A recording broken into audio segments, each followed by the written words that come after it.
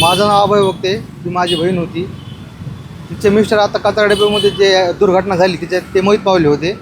आणि तेव्हापासूनच तिला समजा टॉर्चर सुरू होतं घरच्यांचं, की बाबा आमच्या मुलाला तू समजा तुझ्यामुळं अशा ह्या गोष्टी घडल्या, ह्या गोष्टी झाल्या. पण तिने आम्हाला कधी सांगितलं नाही, त्या गोष्टी आम्हाला समजून आल्या. आणि परत प्लस पॉईंट असा झाला की समजा तिच्या सावसागरीला पण बोलत नव्हते. ही घटना झाल्यापासून तिला वेगळं टाकलं होतं थोडक्यात.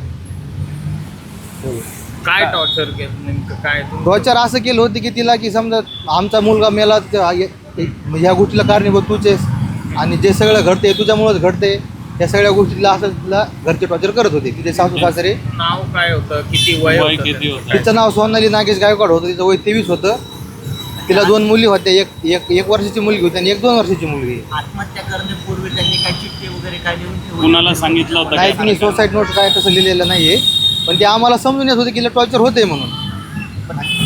सासरच्या मंडळी करून जर त्यांना त्रास होत होता तर हो. त्याबद्दल त्यांनी काय सांगितलं होतं का तुम्हाला? जी घटना घडली ती दुर्दैवी होती. महिन्याभरापूर्वी त्यांच्या पतीचं निधन झालं तर त्याच्यानंतर हा जो काय त्रास चालू होता त्याबद्दल कधी सांगितलं होतं का? तिने घरी कधी सांगितलं नाही, पण त्या गोष्टी आम्हाला समजत होत्या ना.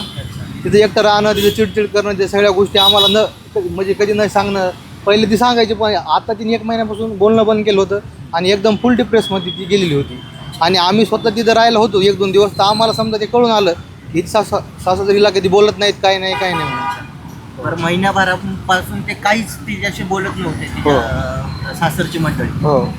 यापूर्वी कधी त्यांच्यात वाद वगैरे काय झालं होतं असं काय आहे का? नाही, तसं आम्हाला आतापर्यंत समजा काही तसं माहिती नाही.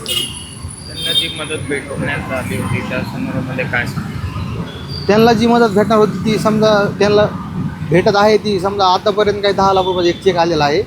पण त्याच्यामध्ये असं झालेलं आहे की तिला 40% वारसदार आणि घरचे 60% वारसदार असं मध्ये त्यांनी असं केलेलं आहे. त्याच्यामध्ये आता एक नातेवाईक म्हणून आता प्रमुख मागणी काय असणार? आमची प्रमुख मागणी असं आहे की आम्हाला हा घातपात वाटतोय, त्याची पोलिसांनी सकल चौकशी करावी. आमचे काल माझे चुलते लोबाजी वक्ते काल 12 वाजल्यापासून पोलीस स्टेशनला बसलेले आहेत. पोलिसांनी आतापर्यंत FIR घेतलेला नाही. आमची एवढीच विनंती की त्यांनी FIR घ्यावा. आता पाठीमागच्या महिन्यामध्ये मुशीमध्ये जे प्रकरण झालं कचरा डेपोचं, त्यामध्ये नागेश गायकवाड हे माझे मामा लागतात. आणि काल जे प्रकरण झालं सोनाली गायकवाड ही माझी आत्या लागते. तर आमचं असं म्हणणं आहे की काल जे प्रकरण झालं 4-4:30 वाजता जे सुसाईड झालं, तर सासू सासऱ्यानं कोणालाही न सांगता हॉस्पिटलमध्ये आणून टाकलं इथं YCMमध्ये. आणि आम्हाला संध्याकाळी 7-7:30ला सांगतायत की असं असं झालं आहे म्हणून.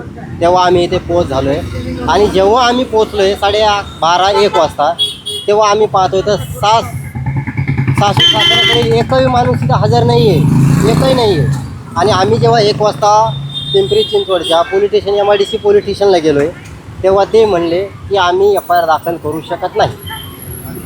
आणि जेव्हा आम्ही त्यांना व्हिडिओ काढलं, आम्ही बोललो की आम्ही व्हिडिओ काढतो, तुम्ही FIR का नाही दाखल करू शकत, आम्हाला त्याचं रिझन पाहिजे. तेव्हा त्यांचे सिनियर आले, ते बोलले की आम्ही FIR दाखल करू. आमचे PSI साहेब सकाळी 6 वाजता येतील. आता 6 वाजता सकाळी आम्हाला सांगितलेलं, पण सकाळी 6 वाजता अजूनही आता वाजले साधारणतः 1 वाजता आहे. अजून ना FIR दाखल आहे ना कोणती तक्रार घेतलेली.